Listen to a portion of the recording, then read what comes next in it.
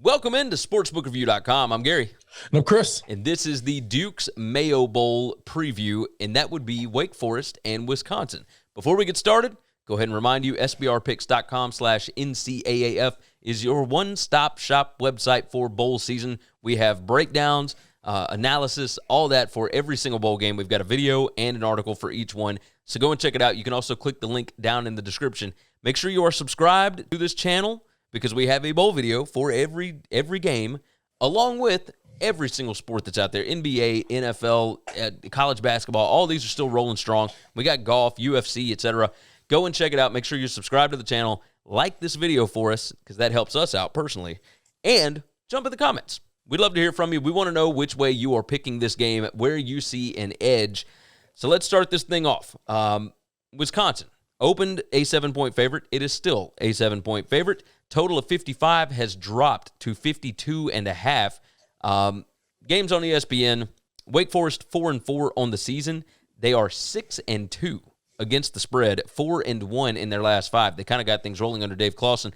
Then they had like a month break, and they got whipped by Louisville on the road after not being able to play for like 3 weeks before that game. So that was kind of an issue. Wisconsin 3-3 on the season, 2-4 against the number. They are 0-4 in their last 4 games against the spread.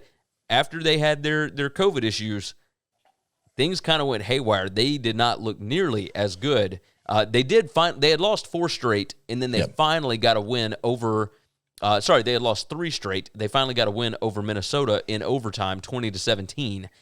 All right, so let's look at some of the numbers here. Wake's strength is their offense. They are number 35 in EPA per play. They got to put up points. Wisconsin's defense is number 1 in EPA per play this year. Yeah, now, that's the issue. The problem that Wisconsin has had is they have had teams that have been able to kind of whip them at the line of scrimmage, right? That's been their issue. True. I don't know that Wake Forest can do that. That's it. Iowa, Northwestern have offensive linemen that could bully almost any front 7 around. Yes. Okay. Pretty good on the offensive line. Wake Forest is one of those where I've talked about in other videos where they run their offense through scheming. They're just not going to ever get the offensive line talent to bully somebody like an Iowa, a Northwestern, a Wisconsin. I initially, when I saw this matchup, I thought, man, I like Clawson getting 7. I like Clawson in a touchdown. And the more I think about it, I think this is going to be a situation where Wisconsin has several weeks to prepare, time to prepare for this game, time to get healthy, and I think they find a way to slow Wake Forest down a lot. So I do like the under here, the under 52.5 for sure. Yeah. The other side of really this, short under. I kind of wanted to go over because I thought that you thought Wake could score. Real short. Yeah, Wake can score, and I think Wisconsin can score. Wake Forest doesn't have a defense. Okay.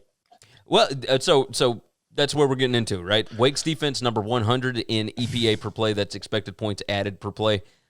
Wisconsin is number 106 on offense. Here's the problem, though. But that's because Wisconsin had to play a lot of really good defenses.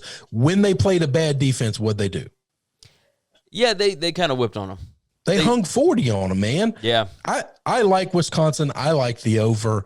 I think Wisconsin against a bad defense will feast. I think Mertz is going to look better than he's looked all year outside of week 1. I think that's the truth.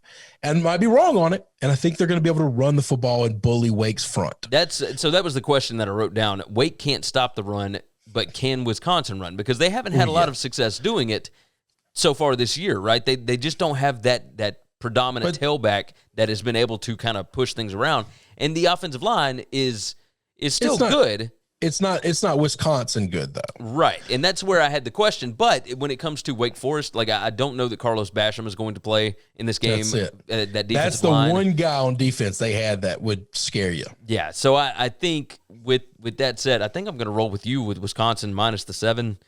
You going under, though? I think I'm going to take the under because I just don't know that Wake, Wake only put up 21 points on Louisville. Like, other people have been able to do that. So, yeah, I'm probably going to roll that direction.